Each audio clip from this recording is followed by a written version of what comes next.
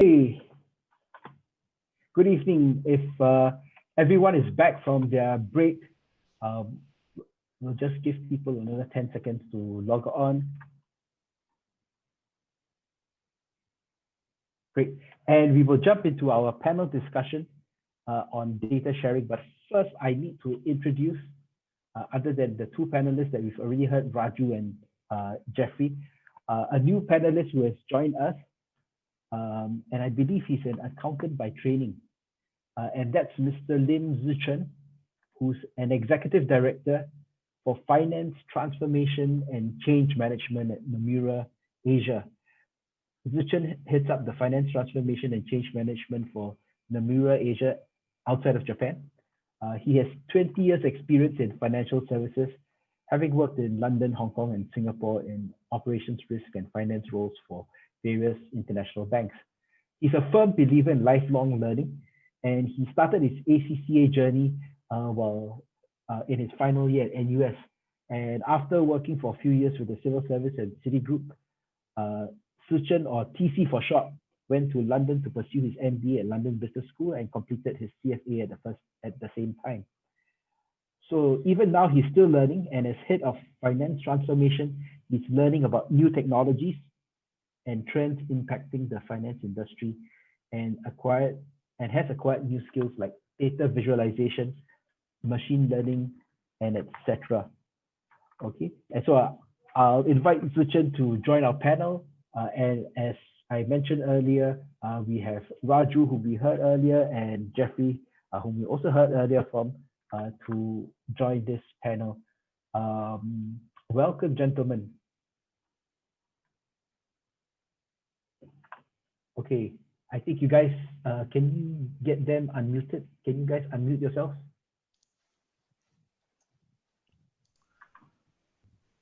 Great. Once again, welcome, gentlemen. Raju, are you there?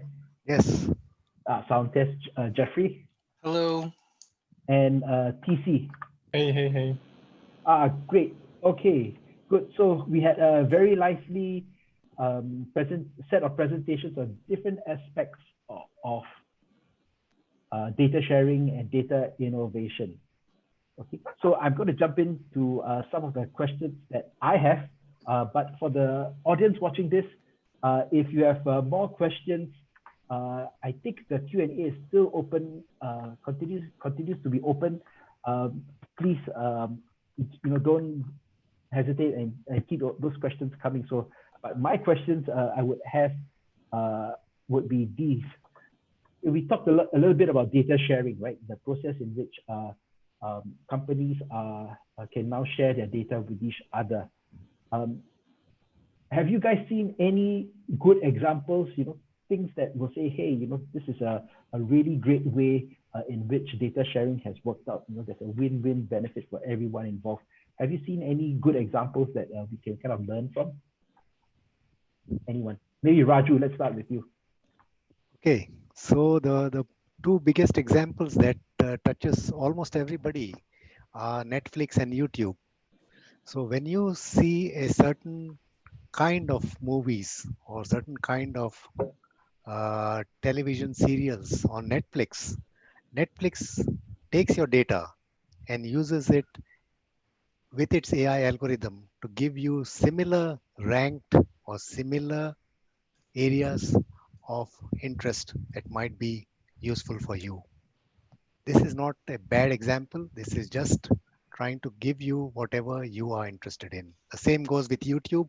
You may have seen, if you go to YouTube channels and frequently watch shows, for instance, or textual matter, or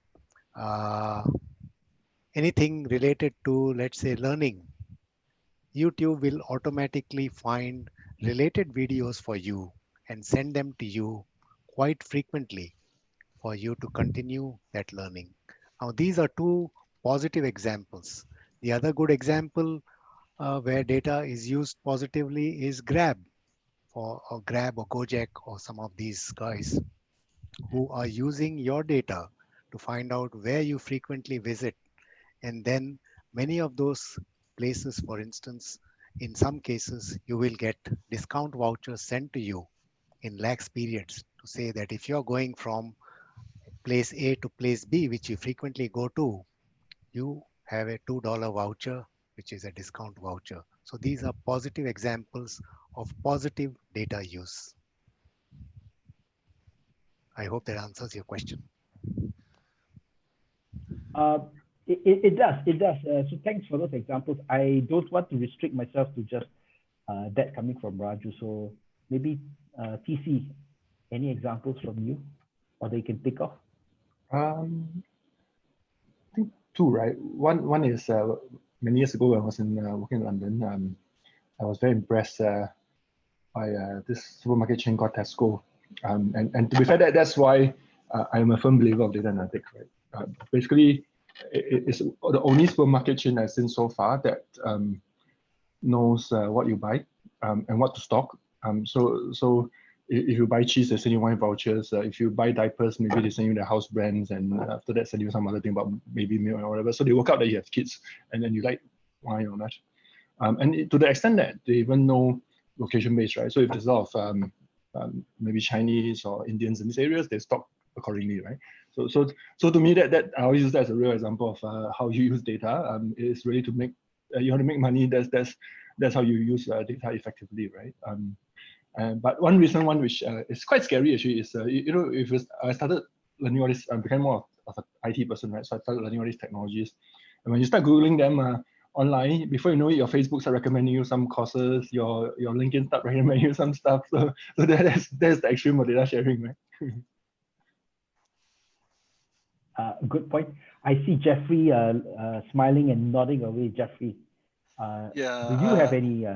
Yes, I do. Well, okay.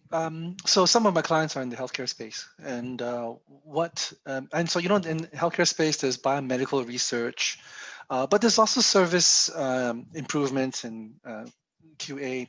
So, biomedical research might be regulated under specific, legislation like the HBRA, Human Biomedical Research Act. Service analytics is a very important part of what they do when they deliver healthcare solutions. And I've seen in this space actually very useful initiatives and improvements done. They can catch issues like service delays, how long you spend in times doing handling a patient, and they're much better at citing issues and actually just predicting the need to sort of work out service kinks in it. So I find that this is you've got a whole range of issues running from the strict biomedical things like personalized medicine, and at the other end of the spectrum, just getting your bill on time, getting your patient waiting time down, all those very useful things. So yes, when you share data across and you can get a good baseline of things, it can really yield service improvements and business improvements all the way. Okay, great. And I just imagine that if there's a yin, there's a yang, and if there are good examples, there must also be horror stories. Okay, and what are some of the horror stories of data sharing gone wrong, and what can we learn from these stories? So yeah, that's the flip side of the coin, I guess. Raju, over to you. Okay, so let me give you some horror stories from the first quarter of this year. It has been one of the worst in data breach history, with more than 8 billion records exposed. US tech giant Oracle owns a company called Bluekai, Bluekai. This is a company very few people have heard of. It possesses one of the largest banks of web tracking data. In mid-June, 2 billion web activity records were hacked. In the UK, there is a company called KeepNet Labs, KEEPNET, LABS Labs, is a British security company that experienced a data breach in March. How many records were estimated to have been stolen? 5 billion. In Singapore, the most notorious data breach happened, as many of us will remember, in mid-2018, when unidentified state actors stole health records of 1.5 million patients, including our Prime Minister. So these are the horror stories of what can go wrong when you have data which is not encrypted properly, which is not anonymized properly, and which is not stored safely. I'm going to stop here. Yes, very chilling, and I note that you added you know what we learned from that, encrypting your data, storing them properly and securely as being the solutions to those issues. Jeffrey? I think I had to be very careful about navigating names and giving references. As a lawyer, I think, Brian, you will appreciate these are very thorny and difficult things to handle. But I guess you could get some of the media that has picked up some of the horror stories. And we're still living in an age now where you still see a lot of data mining going on. And weaponizing it for misinformation campaigns. We've got a U.S. election coming up, and I think there was the Russian hackers that were listed in the U.S. authorities saying that these were the individuals who were sabotaging it, and a lot of it has to do with picking up your reading habits. The articles that you browse, they identify places where they can actually psych out your profile and then target you because they know that you will be amenable to misinformation of a certain form. I think that's unfortunately, it's a horror story we are living by the moment, day to day. And, basically that's created a whole new era of weaponized misinformation. I remember in Raju's speech, he talked a little bit about Cambridge Analytica, right, where supposedly research company somehow persuaded Facebook to share data with it, and obviously things have gone wrong. And so maybe that's a good example. I mean, it's well known. I don't think anybody's acting for them. Cambridge Analytica has disappeared off the face of this earth anyway. So use that example, and then we can talk about lessons learned. TC, how about you? Any horror stories that you've heard, and any lessons you think we can learn from them? I won't use any corporate example. I'll use YC, right? If you look at a lot of recent prosecutions, been lawyers, you'll notice that people foolishly front their escapees on Facebook, right? People go together somewhere in large groups, breaking the rules and stuff like that. That's data sharing, right? Because they don't understand that when you post something on Facebook, somebody else like it goes all over the place, right? And before you know it, becomes evidence for lawyers to prosecute them. So that's more like a misadventure than anyway. Misadventure, and and the same thing, right? If you post your company stuff on Facebook and whatever, you don't know who's going to see it, right? So again, that's basic data protection of yourself and also a company. Okay, so then my question then follows, right? So we see data sharing, sometimes misused, sometimes ill used, sometimes wrongly used, carelessly used. It seems to carry a lot of risk with it, right? And the question I would then have is data sharing then worth it, for the amount of trouble that it attracts, or should we just say let's close shop and not share data at all? Is it really worth the trouble? Maybe I can start, right? I think data sharing is worth it, as Jeffrey actually mentioned just now. It's used a lot in medical field, for example, right? I mean, in order to use to be able to do AI, you need a lot of data, and obviously you cannot do in the medicine world. There's a lot of this experiment with all this profiling DNA and all that. All this requires data, right? So as long as it's anonymized data, it can contribute to I would say the betterment of the medical field and all that, right? And that applies to a lot of other industry also. So I think data sharing is good. I guess it's just how you do it securely.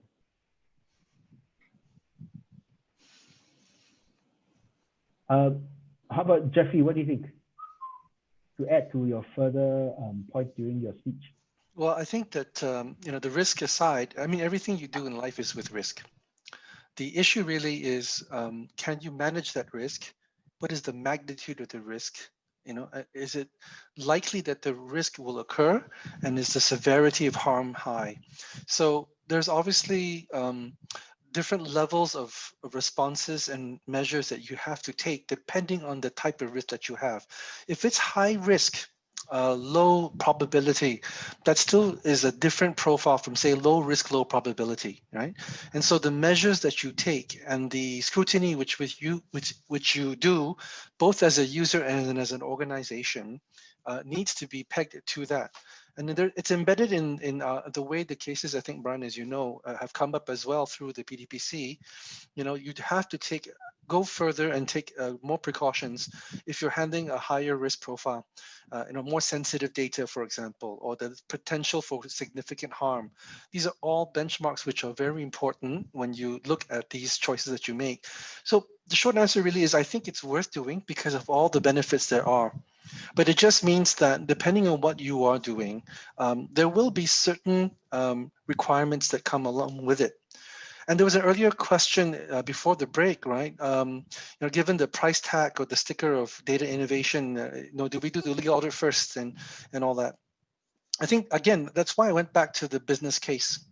Because if the business case for the use of the data is very strong, very compelling, there's going to be a lot of returns from it, then absolutely there is a good case for you to apply, to go further along your journey in terms of protecting it. And it could justify the steps that are necessary. So you can answer that cost benefit analysis very much in that light, looking at what you're hoping to do and what you have to do to sort of achieve it. So Jeffrey, can I add a technical perspective to that? Brian. So I agree with Jeffrey's point, but my point from a technology perspective is that data and technology are neutral. You can use technology for good or for bad. Take an aeroplane, for instance. An aeroplane can ferry passengers from point A to point B. It can also drop bombs and annihilate cities and innocent people. So should you ban the aeroplane? No. So similarly with data sharing, with data technologies, there are multiple positive advantages of data sharing, of new technologies, but hackers will use it for nefarious ends. They will use it for ransomware. They will use it to sell data on the dark web. Those are some of the things I investigate from a technical perspective, not from a legal perspective. And I see a lot of data that is available out there is data that is being mismanaged by the end user organization without proper encryption, without anonymization, not kept in safe deposits, or not kept in safe vaults, as we say, or not de-identified enough. Because why should you hold this level of PII, personally identifiable information, in its raw form, where anybody hacks into it, can access without doing any work on it, can directly identify an individual?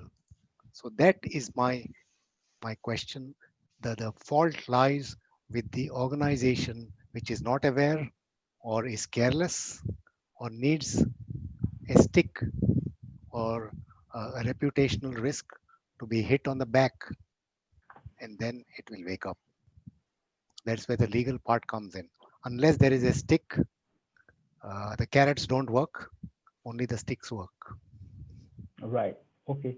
I get it. So you are Raju is saying that other than the carrots, which are the attractions in data sharing, you do have to have the stick to be wielded, because then that ensures that the correct objectives are also achieved. And in that sense, then when you want to enjoy the advantages of it, you are also investing to reduce the risk if things do go wrong, right? And in the same vein, I just actually want to try to get a feel from the panelists. How do we actually break down, this, I guess, the cost of the transaction? Meaning, if things go wrong, what kind of pitfalls, what kind of damages, what kind of fines are we looking at in the context of a Singapore company? Okay, and I think there are various aspects to that. So obviously, some some panelists will be attuned to maybe the legal penalties, the reputational risk, maybe another panelist, and maybe some other costs. And so, I'm going to open it to the panelists. Maybe we'll start with Jeffrey with what's a bit more clearer, I guess, the legal penalties for a breach of personal data in Singapore. Okay, so the PDPA, just taking the PDPA as your starting point, you've got a number of powers that the PDPC has in terms of levying directions as well as fines. There are amounts that you have to pay in relation to that, to a particular data breach. And the current ceiling is, I think, 1 million Singapore dollars. But the bill in the parliament that's been read to amend the PDPA could potentially lift that to 10% of turnover in Singapore. And that could be quite a different discussion if your group does more than $10 million annual turnover in Singapore. So that could be quite a high number, and it can certainly take a lot out of a company's P&L in relation to that. That's really the financial penalties for a breach of the PDPA. There are also criminal penalties that are associated with certain criminalized acts. There's a number of them in relation to deceit, deceiving the investigators or trying to evade access to data. There will be new crimes that are going to be introduced again by the bill. And this includes in relation to so for example, re-identifying anonymized data without authorization, and that will carry with it penalties that include jail and or fines as well. So we know we have a spread of these issues. But I want to say one thing, which is that the penalties that you see, and it's true that PDPC does sort of levy different penalties for different types of breaches, the severity of breach. So it's not always a single fixed tariff, right? But the true damage isn't just the financial loss that you pay in terms of the fine to the PDPC. There's also the hidden cost of remediation, the cost of having to implement changes and execute them according to the directions that you're given. And I think some studies put it as high as up to 25 times any amount that you could pay, because it's infrastructural change, something that goes way beyond just the amount that you have to do, and it's a year-on-year spend. So some of the organizations that haven't taken the step to get their processes in place are actually at risk of much, much more than just the numbers that you see written into the statutes themselves. Good point, Raju and TC. Do you have any other? Do you have anything to add, especially on the numbers that Jeffrey talked about outside of the fines and the penalties? So those are, I think, pretty clear. But what other kinds of costs that would hit an organization if it does breach its data handling obligations? So maybe I can take a stab at it. There was one study by, I think, McKinsey, which said that the reputational risk or loss of a data breach happening in a big organization was up to 100 times the cost that it would otherwise have to recoup by boosting its technical capabilities. Because going forward, the more people hear about the breach, the less they are likely to do business with you. That is a very, very big risk. And many companies take it very lightly. They put all of the onus on the CISO, while the buck should stop at the C level, which is at the CEO himself or herself, who should be responsible for not ensuring adequate data protection of PII data. So it's, in some cases, the risk is so high that the company could go out of business, especially if it is in the hospitality business, for instance, where you have absolutely compromised a lot of your customers' data. And in many cases, these customers are fairly rich individuals who are patronizing your 5-star or 6-star hotel. So the cost of business is going to be extremely high, and companies don't often look at that. They only look at the legal cost, and they only look at how they can get rid of the stigma and move forward. It's not so easy. I do recall in some cases where the company is a listed company, and so you can kind of gauge the impact on the price of the shares in the stock market, and that gives you an indication of how much of a hit the goodwill or the reputation of the company takes as a result of a data breach. And you're right. I think only in a few rare cases, I think Target being one of them, the CEO was held to be accountable, and eventually I think had to resign because of the data breach. But we certainly don't see many of those examples currently. I don't know whether TC, do you have anything to add to this discussion on totaling up the cost of a data breach? I think as Jeffrey said, one is really the remediation costs. You find that you end up spending a lot of money addressing the gaps that's identified. And secondly is a loss of customers, right? I personally did not sign up to some online platforms because they were kind of pressed that their data was leaked, and you worry about use of Visa card and data details of this leak, so you don't trust that platform anymore, right? So that could cost you a lot, especially your main business is online payment platforms and stuff. So that one really becomes an unseen cost, because you will never know how much business you lost because there was, that business wasn't there to begin with, but or how much new business that you lost. Okay, maybe let's move on to the next question. So this was a bit more existential question, and I noticed that Jeffrey talked about the lawyer blocker, okay, as opposed to the lawyer solver. And my simple theory is that in most organizations there are, two competing forces, right? The party that innovates and the party that blocks innovation. And I termed it simply to be the business enabler, the person who enables the business, and then the second one being the blocker. Okay, in this case, I use the lawyer's example of the blocker. Of course, not the kind of lawyer that Jeffrey was aspiring to be, the lawyer solver, right? And so my question is this: how does this data sharing process come first? Is it the business enabler being the one who drives it, and then the lawyer blocker steps in and says no? Or does it start with the lawyer blocker saying, hey, I'm supposed to block things, but actually, there is a structure in which you can set up something that makes sense. A business enabler go work at that business.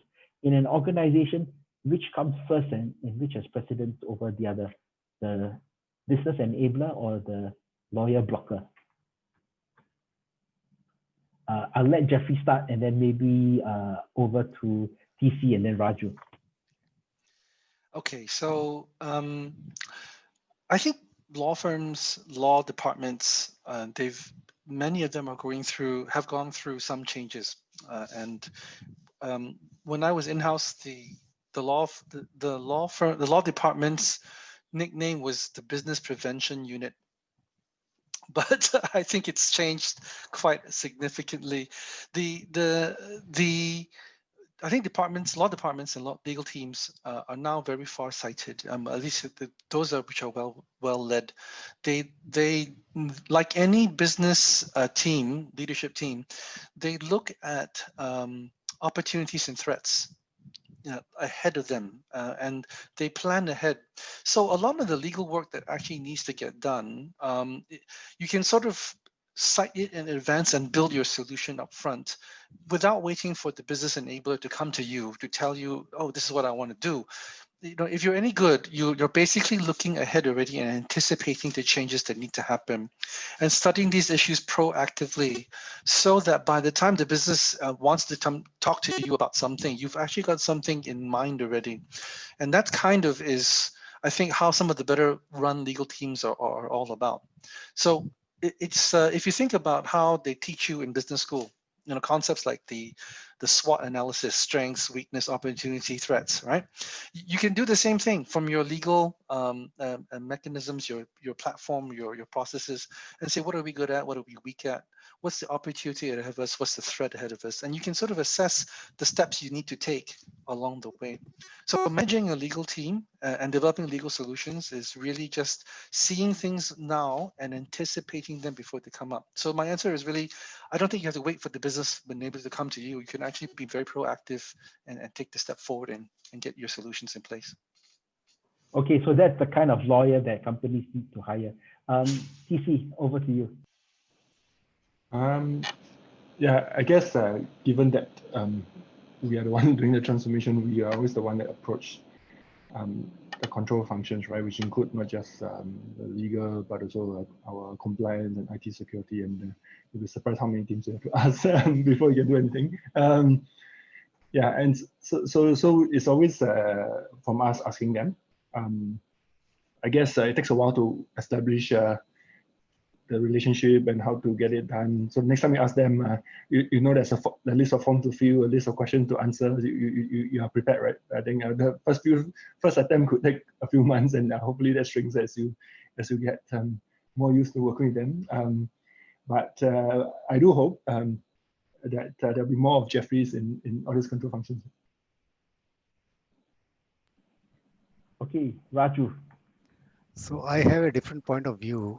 I've been working with a few companies, multinational companies, who are planning major data-based AI projects. And the typical response in a company is, let the solution providers or the algorithm, the programmers and the developers develop the solution, and let's go to the lawyer as the last step, which I think is totally wrong. So when I consult with these companies, I say, you should bring the lawyer at the very first step, even before the software development starts, because the lawyer can probably give you ideas on what you are going to do wrong, like which data sets are you going to analyze, what data is contained in those data sets, are you legally authorized to access those data sets in the first place. Those are questions programmers cannot answer, not even the CEO, not even the CISO. It's the lawyer who knows these details. So I always say, get your legal department involved at the planning stage itself, because you go to the legal department as the last resort, and then he throws out the old plan, and then you call him the evil guy, which is totally wrong. You get him up front, you give him a seat on the table, let him be part of the planning process, and let him be part of the entire end-to-end chain, because he will save you from an embarrassment, he will save you from a fine, he will save you from PDPC or GDPR or whatever it is. That's my view. I think very, very wise words of advice to organizations and organization structure in how they handle innovation, especially data innovation. So just keeping on the theme of data innovation, I have a last question.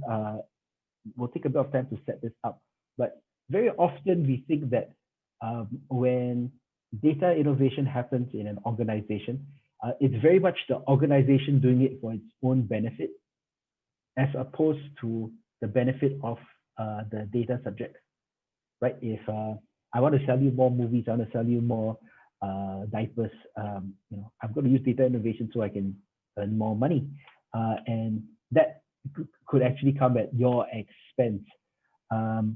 And so that's one perception. And I wanted to point everyone out to the third poll question that we ran. And the question for that third poll question, if I can just read that out, if you don't have it in front of you, it says that I think data innovation is good for companies and bad for individuals. And people were asked to rank on a scale of 1 to 5, okay? And so 1 being totally disagree and 5 being totally agree, okay, in this proposition. And from what I see, between 1 to 3, so from totally disagree to, mildly don't agree or disagree, we have, I think, 71% of the people who are either not too sure of this statement or they disagree with it. Okay, so I wanted to put this to the panelists. Is there a tussle in data innovation between corporate profits and individual rights? Or is this a matter of perception? Yeah, maybe I'll start, given that I'm a big data analytic fan. My view on this is it's not you or me, right? It's not we against each other, because at the end of the day, if I manage to use the data to sell you something useful, you benefit, right? Because if not, you would not have bought, right? So it's a mutual thing, right? And I think it's better than my RM calling me every year and asking me to buy some stupid thing I'm not interested in. I'd rather he use data and figure out what I want, or what's my transaction history. Ask me the right questions and offer me the right things that benefits me, right? So it's a mutual thing, right? I mean, you cannot make profit by screwing the customer, right? That's life, right? I mean, you in the long term, you're just going to find that it doesn't work, right? So the data is used to get insights, which obviously the customer themselves might not even realize that they have insight. I think it was quite interesting example where I think in US, this Target sent some young lady, I think, pregnancy vouchers or whatever, and she didn't even know that she was pregnant or something. It was pretty interesting. Okay, Jeffrey, I see you nodding your head a lot. No, I agree very much with TC. Having said that, yes, of course, there are predatory practices. There are negative. There's a bad sheep in every flock. And the Cambridge Analytica is an example. And if you think about Cambridge Analytica, they weren't selling anything useful to the customers whose data it was. They were actually monetizing it, And I think Raju talked about data aggregators, and I believe that if you look at, say, the Californian privacy law, there's actually a lot of sensitivity around data aggregators as well, because sometimes there's a question of, well, should I be letting the data go to an organization that only really has the monetization of the data itself as the offering that they're thinking about? If most of the time it's about improving your products and services, if it's improving customer experience, that's not a problem. But when you look at monetizing the data for itself, for its own use, for its own profit, then potentially you could be raising issues. And that, I think, is where the people who voted 5 and 4 probably are more right in that sense.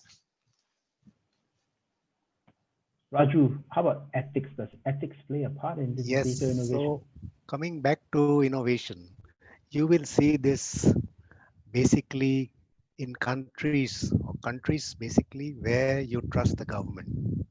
Like say Singapore, you have 400,000 trace together tokens, which is all sharing data. We don't object because we know it's for a good purpose. So you see in countries like Taiwan, South Korea, Japan, New Zealand, Singapore, you have people who trust the government to do the right thing for the citizens and for the companies. Therefore, data innovation is encouraged and is not just encouraged, but is molded to go into the right direction so that the bad apples can be squeezed out. Whereas you see the opposite in other countries, which I shall not name, some of the biggest so-called democracies, where people don't trust the government and will basically do whatever it takes to not share their data. So this is basically a question of two things. One is trust. Second is awareness. Awareness comes from the government taking pains to educate the populace that data sharing is good for you. It benefits you. It will be not used against you. And then you have positive data sharing experiences. And that's also an ethical question, which brings me back to the ethical point, which is you have to have ethical outcomes from data sharing. You can't use data sharing for unethical purposes. You can't use it for commercialization alone. You have to use it to benefit citizens, to benefit companies, to benefit institutions, to be fair, to be transparent, to be explainable, to to be accountable, then you have a good platform or petri dish where data is freely shared, freely welcomed, and people are willing to share their own personal experiences because ultimately it benefits them. Thank you. I think, on that note, some serious thought to happen, as we also mentioned, there is a body of knowledge that the SCS has assembled and will continue to bolster because Raju is leading that effort. And that's an area that we continue to invest in, we continue to provide thought leadership in. And I think that would be actually open to everyone within our collaboration to access for that knowledge. I think other than that, we are about to close today's webinar. Other than that, I do thank you for attending this webinar, and I hope that you benefited from it, and you'll continue to benefit from the other webinars that the SCS will organize with our partners. So once again, I do thank ACCA for partnering us here, and I do wish you a good evening. Thank you, everyone. Good night. Good night. Thank you.